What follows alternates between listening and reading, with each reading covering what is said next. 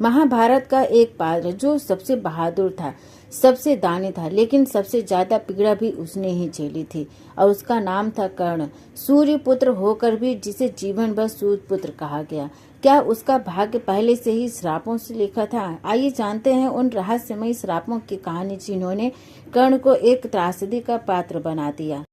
कर्ण का जन्म एक गहरा रहस्य था। माता कुंती को ऋषि दुर्वासा से एक वरदान मिला था, जिससे वो किसी भी देवता से संतान प्राप्त कर सकती थी। इसे आजमाने के लिए कुंती ने सूर्य देव को याद किया और फिर कर्ण का जन्म हो जाता है। लेकिन अविवाहित होने के कारण कुंती समाज के डर से उस नवजात शिशु को अपने पास नहीं रख पाती हैं और वो उसे नदी में बहा देती हैं। कर्ण की परवरिश एक रथ चालक अधिरथ और उसकी पत्नी राधा ने किया। वो बचपन से ही धनुर्विद्या में बहुत ही निपुण था, लेकिन हर बार उसे उसकी जाति के कारण अपमान सहना पड़ता था। जब वो गुरु द्रोणाचार्य से शिक्षा लेने गया तो उन्होंने उसे अस्वीकार कर दिया, मना कर दिया। फिर कर्ण ने परशुराम से एक ब्राह्मण का वेश धारण करके उनसे शिक्षा ग्रहण की। एक दिन परशुराम जब बहुत थक जाते हैं, फिर वो कर्ण की गोद में सो जाते हैं। तब एक विषैला कीड़ा कर्ण की जांघ में काट लेता है, लेकिन कर्ण बिल्कुल भी नहीं हिलता। परशुराम को जब इस बात का पता चलता है तब वो कहते हैं कि ऐसा धैर्य एक ब्राह्मण में नहीं हो सकता, ये केवल एक क्षत्रिय में हो सकता है। तुमने मुझे धोखा दिया है। और फिर तब परशुराम क्रोधित होकर कर्ण को श्राप देते हैं कि जब तुम अपने सबसे अधिक जरूरी समय में अपने अस्त्रों का इस्तेमाल करना चाहोगे तब तुम अपनी विद्या भूल जाओगे। और इस प्रकार ये बन गया कर्ण की पहली त्रासदी का बीज।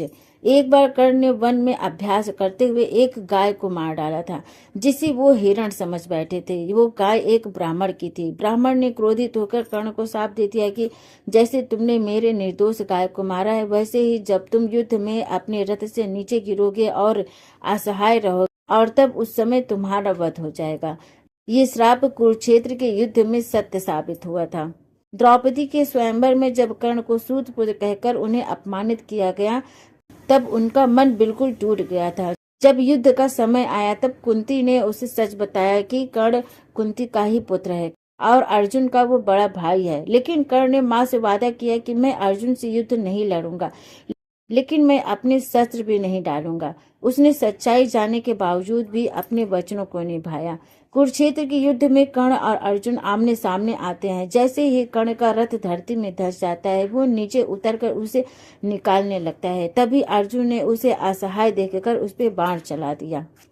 कर्ण अपने जीवन के सबसे नाजुक क्षण में ना तो दिव्य अस्त्र चला सके और ना ही अपना रथ बचा सके।